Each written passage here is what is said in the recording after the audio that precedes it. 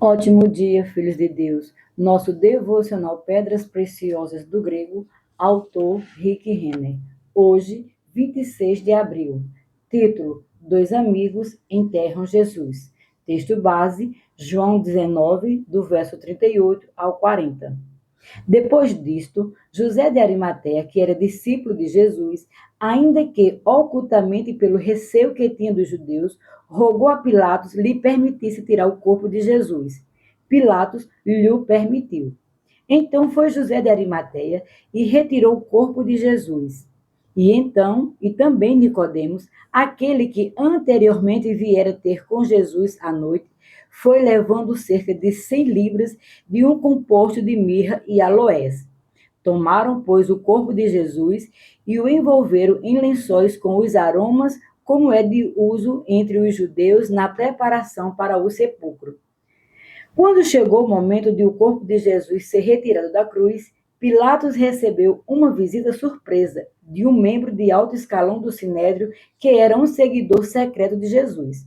Seu nome era José, da cidade de Arimateia. Assim, conhecemos esse homem como José de Arimateia. Ele estava acompanhado por outro membro de alto escalão do Sinédrio, que também era um discípulo secreto de Jesus. O relacionamento desse segundo homem com Jesus começou com uma visita secreta no meio da noite, registrada em João 3, do verso 1 ao 21. Esse segundo admirador era Nicodemos. Comecemos com José de Arimateia e vejamos o que sabemos sobre ele. Para obter uma imagem precisa desse homem, precisamos recorrer a Marcos capítulo 15, verso 42 e 43, que diz: Ao cair da tarde, por ser o dia da preparação, isto é, a véspera do sábado, vindo José de Arimateia, ilustre, membro do Sinédrio, que também esperava o reino de Deus, dirigiu-se resolutamente a Pilatos e pediu o corpo de Jesus. Esse versículo nos diz que José de Arimateia era um ilustre membro. A palavra grega para ilustre é eushemon, composta pela palavra eu, que significa bem ou bom, e a palavra shema, que significa forma, frequentemente se referindo a uma aparência exterior. A combinação dessas duas palavras significa uma boa aparência exterior. Ela se refere a pessoas de boa reputação, de boa posição na sociedade ou proeminentes, influentes e ricas. A palavra membro é a palavra grega boleutes, que designa um membro do sinédrio. Essa é a mesma palavra usada para descrever os senadores romanos. Ao usar essa palavra boleutes, Marcos nos diz que a posição de José de Arimateia no território de Israel era de grande honra e respeito. Esse versículo nos diz também que ele esperava o reino de Deus. A palavra grega para esperava é prosdechomai. Outros exemplos dessa palavra são encontrados em Atos 24:15, onde ela descreve uma esperança ou expectativa. Em Romanos 16, verso 2, Paulo usa essa palavra para dizer à igreja de Roma que receba Febe, sugerindo que eles a recebam inteiramente e a incluam. Em Hebreus 10:34 é traduzido como aceitar e significa tomar algo plena e inteiramente, sem reservas acerca de hesitação. Então, quando Marcos 15:43 nos diz que José de Arimateia esperava o reino de Deus, isso não se refere a um tipo de espera inerte, esperar e ver o que acontece. José estava buscando o reino e ansiando por ele fervorosamente. Em seu interior, estava preparado para tomá-lo, recebê-lo plenamente e abraçá-lo sem qualquer reserva ou hesitação. Isso explica por que José era atraído pelo ministério de Jesus, por causa de sua profunda fome e anseio de ver o reino de Deus.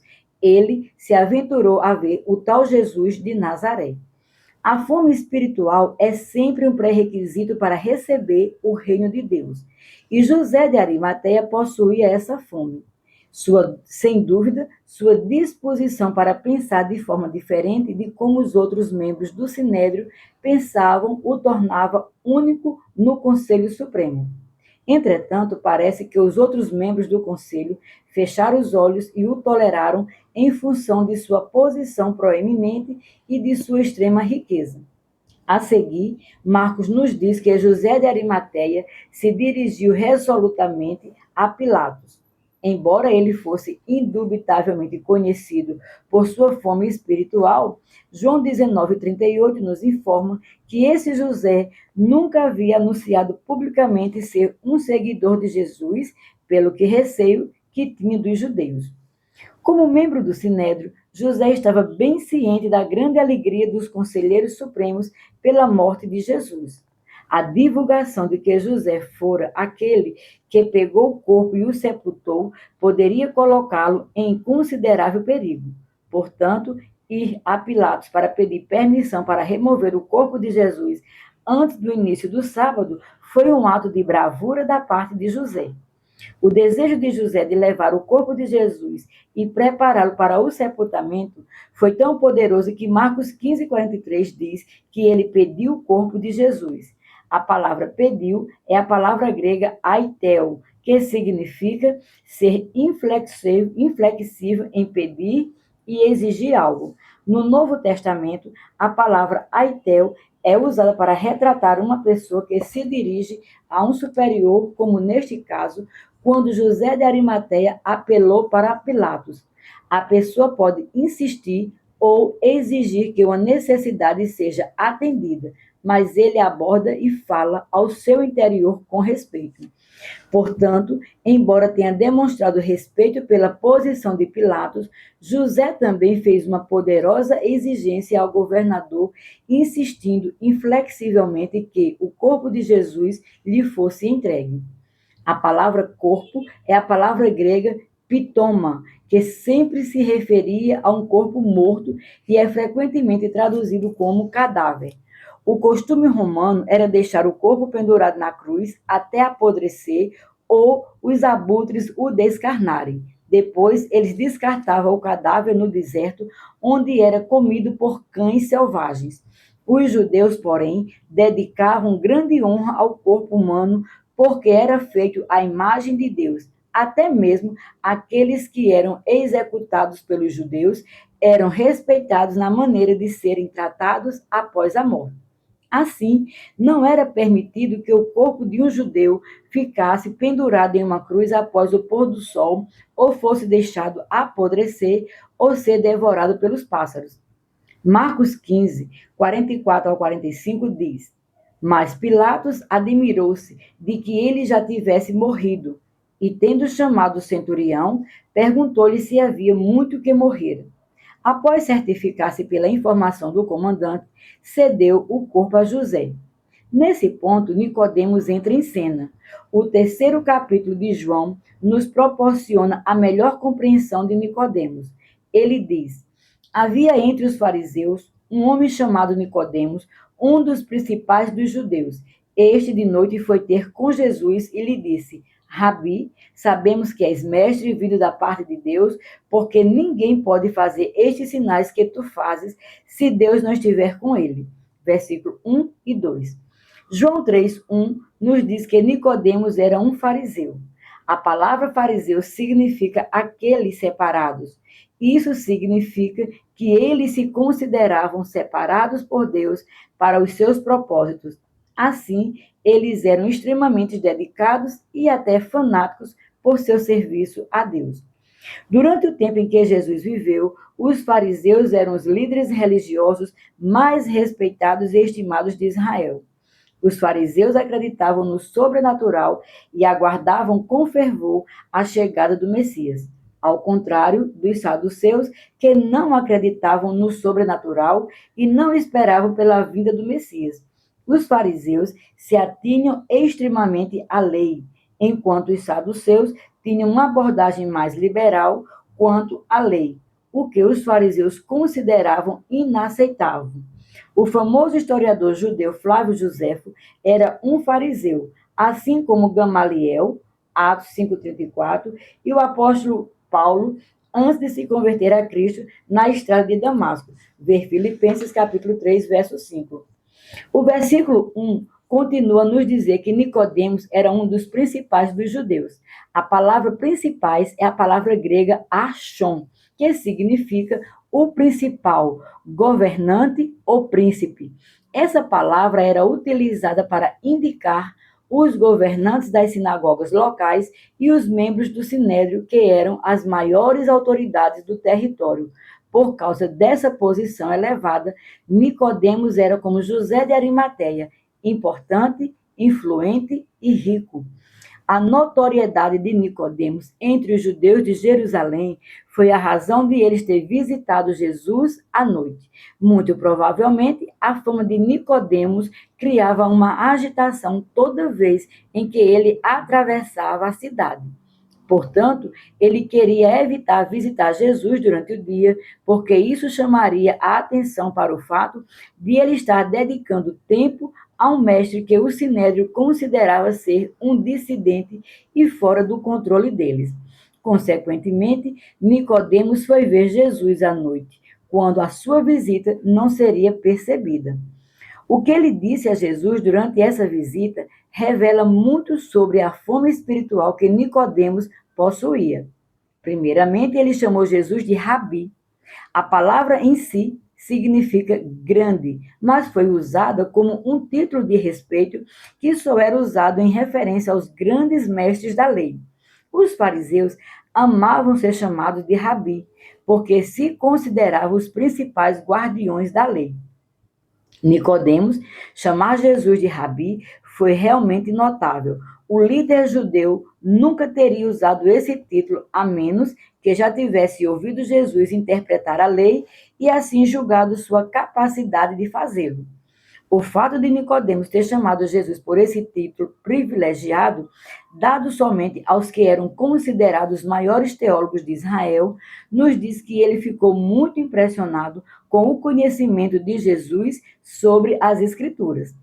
Isso significa que, como José de Arimateia, Nicodemos tinha a mente suficientemente aberta para receber de pessoas de fora do círculo que a maioria das pessoas religiosas considerava aceitáveis. De fato, Nicodemos tinha tanta fome de ter contato com Deus que parece que ele mesmo visitou as reuniões de Jesus que começavam a ser realizadas na cidade de Jerusalém.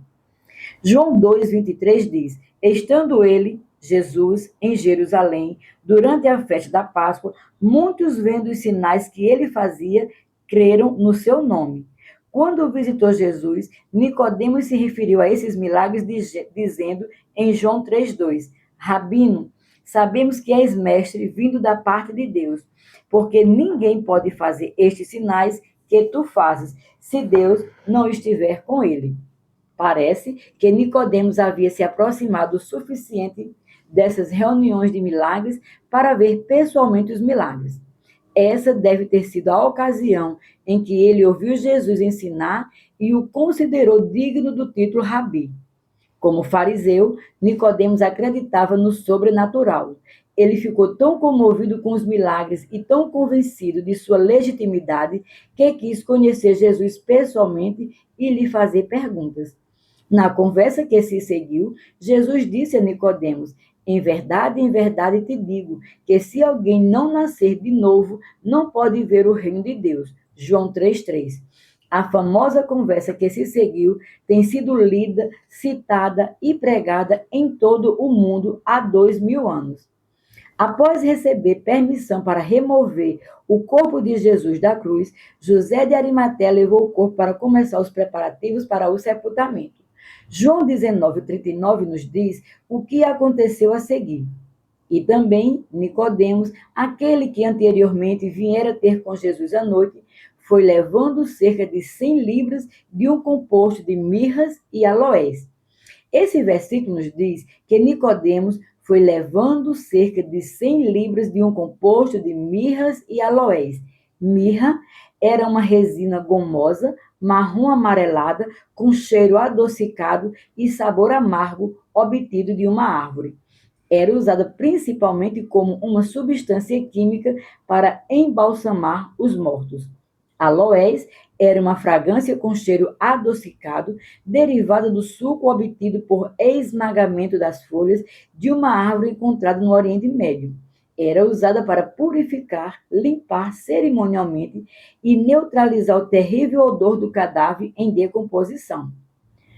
Como a mirra, essa substância também era muito cara e rara, ainda assim a Bíblia nos diz que Nicodemos levou um composto das duas, aproximadamente 33 quilos.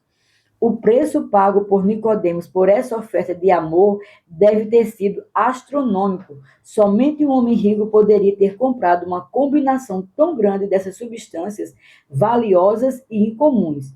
Obviamente, Nicodemos pretendia cobrir totalmente o corpo de Jesus. Então, não poupou nenhum custo ao preparar o corpo para o sepultamento, demonstrando seu amor por Jesus até as últimas consequências. João prossegue. Tomaram, pois, o corpo de Jesus e o envolveram em lençóis, com os aromas como é de uso entre os judeus na preparação para o sepulcro. Versículo 40. A palavra linho é a palavra grega otonion, que descreve um tecido feito com materiais muito finos e extremamente caros, que era fabricado principalmente no Egito. Os nobres daquele tempo eram conhecidos por pagarem preços muito altos por roupas feitas com esse material para suas esposas. Quando Lázaro saiu do sepulcro, após ter sido ressuscitado por Jesus, ele tinha os pés e as mãos ligados com ataduras e o rosto envolto num lenço. João 11, 44. Isso mostra que Lázaro foi enrolado com bandagens feitas de tiras de algum material. Entretanto, a palavra otonion tende a sugerir que Jesus foi cuidadosamente colocado em um grande lençol de linho finamente tecido. Especiarias especialmente preparadas foram então misturadas entre as dobras dessa roupa de alto preço em que o corpo morto de Jesus foi enrolado. Essa é uma história extraordinária de dois homens que amavam muito a Jesus, embora vivessem em umas circunstâncias que lhe dificultasse seguir Jesus publicamente. José e Nicodemos decidiram segui-lo com o máximo da sua capacidade. Quando Jesus morreu, eles continuaram a demonstrar seu profundo amor por ele, trazendo seu corpo morto com cuidado e usando suas riquezas pessoais para enterrá-lo com honra. Tanto quanto eles entendiam naquele momento, aquela era sua última oportunidade de demonstrarem a Jesus quanto o amavam e eles iriam aproveitá-la ao máximo. Jesus ensinou: porque onde está o teu tesouro, aí está também o teu coração. Mateus 6, 21. Ao usarem sua riqueza para sepultar Jesus, esses dois homens demonstraram que seu coração estava voltado para Jesus. Ele era sua maior prioridade. Então, investiram seus recursos para demonstrar seu amor por ele. Eles literalmente semearam seu dinheiro no solo quando banharam Jesus em 40 quilos daquelas substâncias raras, envolveram-no em um tecido caro e depois sepultaram no túmulo de um homem rico. Se as pessoas observassem a maneira de você gastar as suas finanças, seriam capazes de ver que Jesus é a maior prioridade em sua vida? Você o trata com honra e respeito no modo de servi-lo ou ele é a última prioridade da sua lista? Segundo as palavras de Jesus, o que você faz com as suas finanças realmente diz a verdade sobre aquilo que você mais ama. Então, o que ele diria que as suas finanças revelam a respeito do quanto você o ama? Assim como José de Arimateia e Nicodemos honraram Jesus na morte, comprometamo-nos a honrá-lo com tudo que possuímos enquanto o servimos todos os dias da nossa vida. Façamos neste momento a escolha de aprimorar nossa doação, nossa vida e qualquer outra maneira por meio da qual temos o privilégio de servir a Jesus. Minha oração para hoje. Senhor, quero me tornar um doador melhor e maior. Eu te amo com todo o meu coração e quero demonstrar meu amor com minhas finanças. A tua palavra diz que onde o meu tesouro está, também está o meu coração. O que eu faço com o meu tesouro revela o que é preciso para mim e a verdadeira condição de meu coração. Portanto, quero te dar mais, viver melhor para ti e servir-te mais plenamente do que nunca. Estou decidindo hoje fazer de ti e do teu reino a maior prioridade quanto à maneira de eu gastar as minhas finanças pessoais. Assim eu oro em o nome de Jesus. Minha confissão para hoje. Declaro ousadamente que Jesus Cristo e seu reino são as maiores prioridades em minha vida.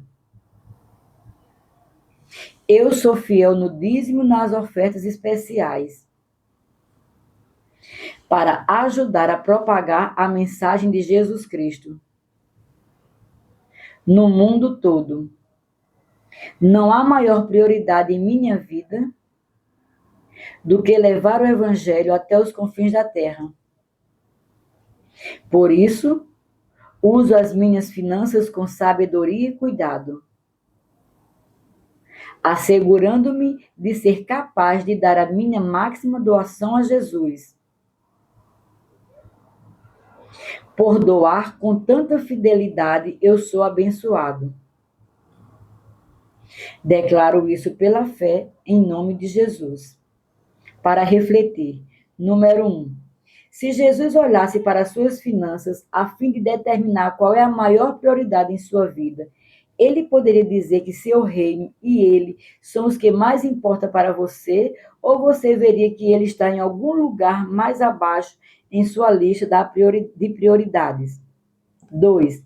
Você é fiel na entrega do seu dízimo ou é esporádico na forma de honrar a Deus com o seu dinheiro?